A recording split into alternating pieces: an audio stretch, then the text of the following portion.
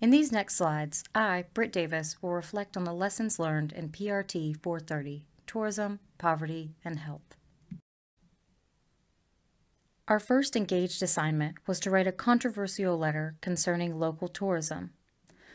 I wrote a letter to Senator Thom Tillis explaining how growing and producing recreational cannabis would allow North Carolina to take advantage of the green rush, a booming trend in tourism industry states like California and Colorado.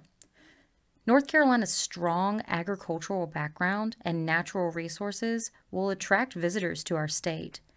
As tobacco sales decline and it becomes more difficult for farmers to survive in the economy, those in rural communities will greatly benefit from this thriving, new, profitable market. IT development helps landless people and others create livelihoods for themselves. Websites like Viable allow a host to offer an experience with a local and charge a small fee to visitors.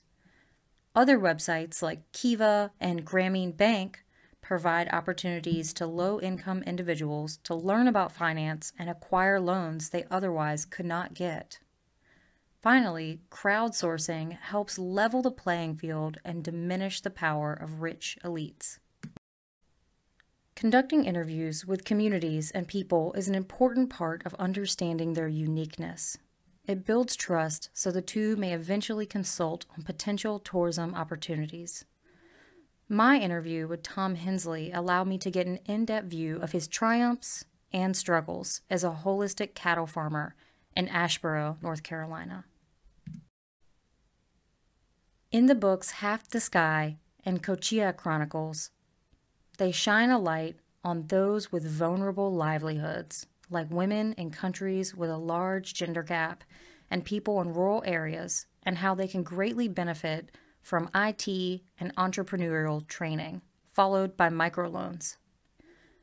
Microfinance has done more to bolster the status of women and protect them from abuse than any laws could accomplish. Understanding the vicious cycle of poverty and health gives understanding on how to provide opportunities for those inside of the cycle to break out, and then to break into a virtuous cycle of self-reliance, good health, and prosperity. Going forward, I plan to make sure when I am participating in tourism experiences, the host is not only benefiting, but I am gaining a true peek into the backstage of their livelihood. Finally, I will carry with me the knowledge of empowering those with vulnerable livelihoods through IT development and share that knowledge by creating many bonds and bridges throughout my career.